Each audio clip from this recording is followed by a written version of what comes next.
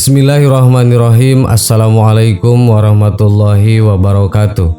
Sahabat yang beriman, hidup damai dengan tetangga adalah impian semua orang, khususnya para wanita yang lebih sering berada di rumah. Selain kehidupan yang tenang dan damai di dunia, berhubungan baik dengan tetangga juga membuat kita bisa beribadah dengan tenang untuk bekal akhirat nantinya. Mungkin sebagian orang, khususnya para wanita, banyak yang tidak menyadari bahwa hubungan yang buruk dengan tetangga dapat membuat ibadah seseorang menjadi sia-sia dan bahkan menempatkan seorang wanita di dalam neraka. Ada seorang wanita yang senantiasa mendirikan sholat malam dan rajin berpuasa setiap hari, namun tempat kembalinya adalah neraka jahanam. Disebabkan karena wanita tersebut melakukan satu hal yang sering diremehkan oleh banyak kaum muslimin. Para sahabat telah menyebutkan tentang dua orang wanita. Salah satunya adalah wanita yang banyak melakukan ibadah namun ia sering menyakiti tetangganya. Yang kedua adalah wanita yang tidak banyak melakukan sholat sunnah namun ia tidak pernah menyakiti tetangganya. Maka Rasulullah SAW menjelaskan bahwa orang yang menyakiti tetangganya tempatnya berada di neraka.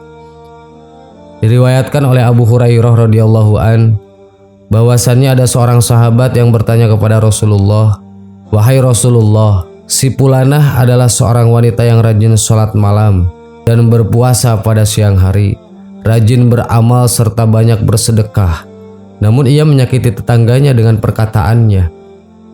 Maka Rasulullah menjawab, "Tidak ada kebaikan kepada wanita tersebut, ia termasuk penduduk neraka."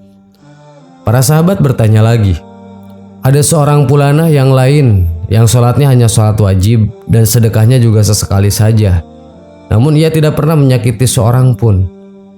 Maka Rasul menjawab, "Ia wanita adalah termasuk penduduk surga." Faedah dari hadis ini adalah ancaman bagi orang-orang yang menyakiti tetangganya. Hadis ini juga merupakan peringatan bahwa menyakiti tetangga dapat menghilangkan banyak kebaikan seorang hamba. Karena kesalahan-kesalahan dapat menghapus kebaikan sebagaimana kebaikan dapat menghapus kesalahan. Sebagaimana yang disebutkan oleh Allah Subhanahu wa taala dalam firman-Nya, "Maka adapun orang yang berat timbangan kebaikannya, maka dia berada dalam kehidupan yang memuaskan atau senang. Dan adapun orang yang ringan timbangan kebaikannya, maka tempat kembalinya adalah neraka hawiyah. Dan tahukah kamu neraka hawiyah itu?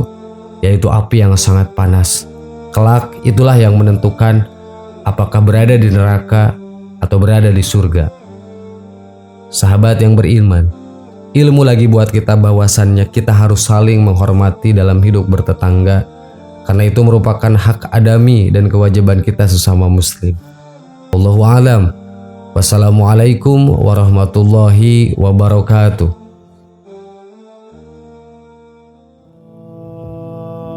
Bismillahirrahmanirrahim. Assalamualaikum warahmatullahi wabarakatuh.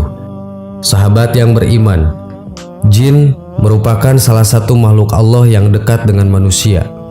Karena jin memang selalu berniat untuk mengganggu dan menguji manusia bagaimanapun caranya.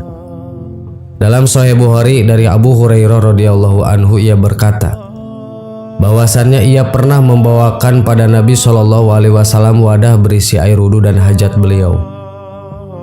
Ketika ia membawanya, Nabi SAW bertanya, "Siapa ini?" "Saya Abu Hurairah," jawabnya. Beliau pun berkata, "Carilah beberapa buah batu untuk kegunakan bersuci, dan janganlah bawakan padaku tulang dan kotoran." Abu Hurairah berkata, "Kemudian aku mendatangi beliau dan membawa beberapa buah batu dengan ujung bajuku, hingga aku meletakkannya di samping beliau dan aku lalu pergi. Ketika beliau selesai buang hajat, aku pun berjalan menghampiri beliau dan bertanya, 'Ada apa dengan tulang dan kotoran?' Beliau bersabda, 'Tulang dan kotoran merupakan makanan jin. Keduanya termasuk makanan jin. Aku pernah didatangi rombongan utusan jin dari Nasibin, dan mereka adalah sebaik-baiknya jin. Mereka meminta bekal kepadaku.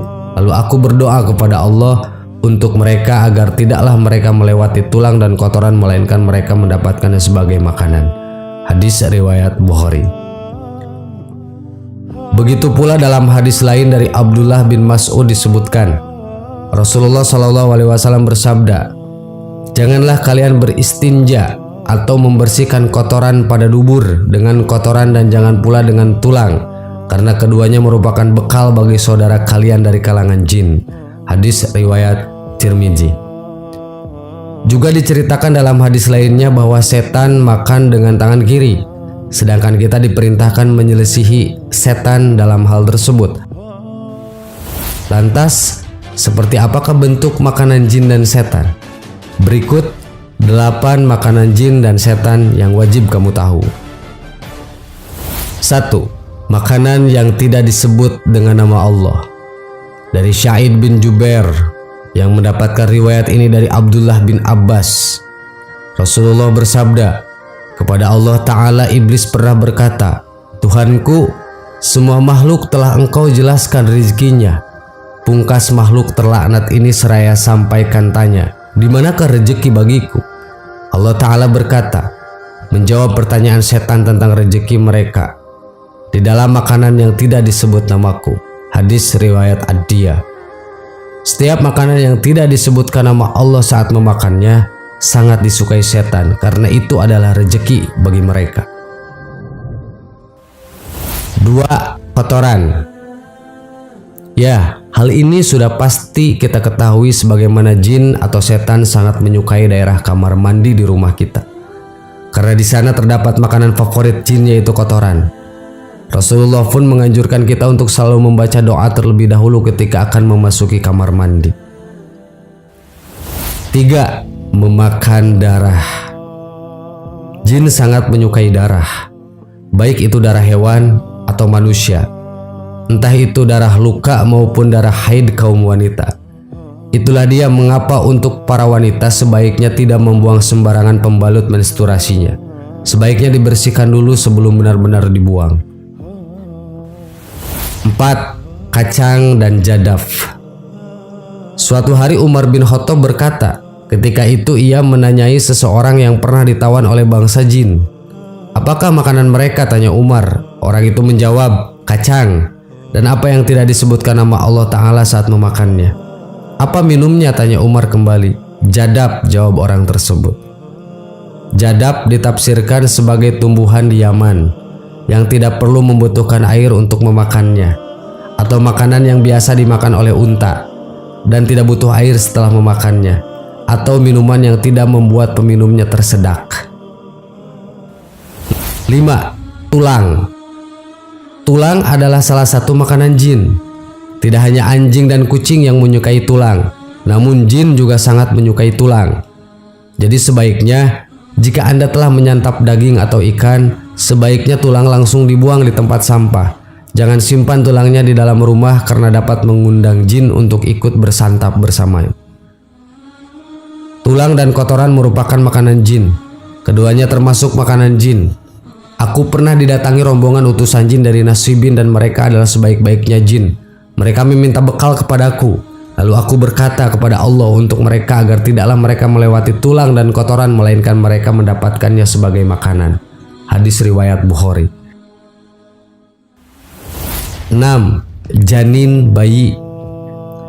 Yang lebih mengerikan lagi, jin atau setan juga gemar makan bayi dalam kandungan. Biasanya untuk wanita yang sedang hamil, tidak diperkenankan keluar malam tanpa pendamping dari suami atau keluarga. Alangkah baiknya jika bayi dalam kandungan dibacakan selalu ayat-ayat suci Al-Quran atau ruqyah demi menangkal pengaruh-pengaruh jahat dari jin dan setan.